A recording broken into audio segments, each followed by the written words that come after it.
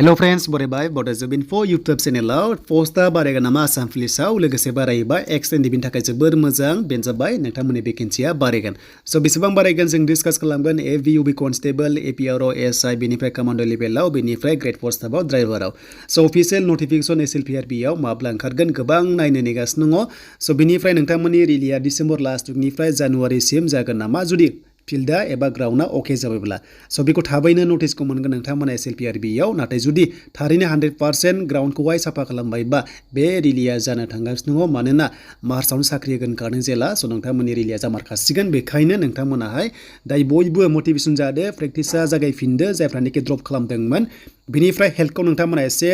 गोसोआव लाबानो जाबाय जाहाथे जेबो इनजुर जाया बेखौ जाहाथे नोंथांमोना मोजां नायो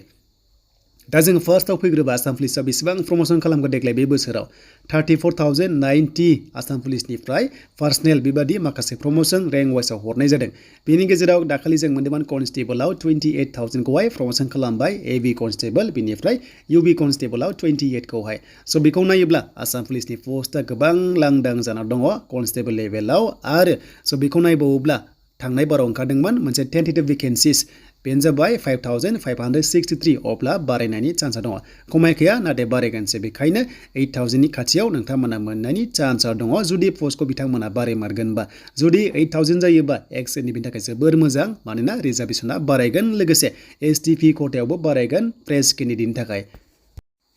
दा थारैनो पोस्टआ सिगांनो 5,563 बेनिफ्राय दायो 2,000 खौ लाबाय जास्ट जों एनालाइज खालामदों 2,000 खौ जुदि बारायोबा पोस्टआ बेबादि ओंखारगोन बेनो जाबाय 7,563 भेकेन्सिस बेबादि बारायनायनि चान्स दङ आरो थारैनो जुदि पोस्टआ लांदां जामारखादोंबा प्रमोशन जायो अब्ला पोस्टआ एसेबाबो बारायनायनि चान्स दङ आरो बारायोबा नोंथांमोना गोबां चान्सखौ मोनगोन जुदि 7,500 खालामबाबो गोबां चान्स दङ काटअफआ खमाव थांगोन दा हमना ला कनस्टेबलआव AVUB आव 5,000 थानायनि चान्स दङ बाकी 2,000 SIN जा बा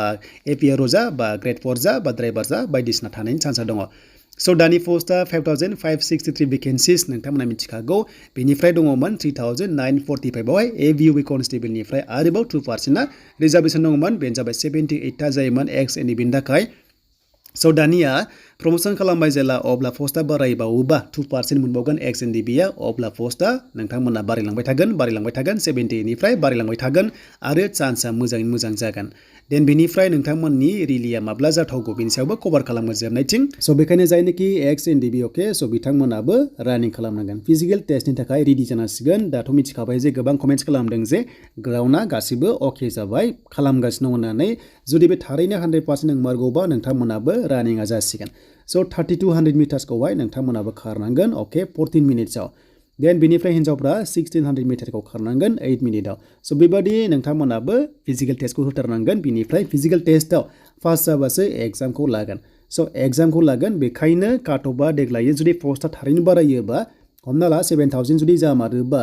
सो काटअफआ एसेबां गोजौ थांनाय नङा मानोना सिगां हमना ला जायफ्रा सिगांनि रिलि होदोंमोन 6,000 सामथिं भेकेन्सि दङमोन बेयाव खम काटअफआवनो साख्रि मोनहैदों थिग बेबादिनो एबारबो जुदि पोस्टआ बारायोबा खम काटअफआवनो साख्रि मोनहैगोन लोगोसे जुदि पोस्टआ 5,000 बेबादि थायोबा सिगांनियानो थायोबा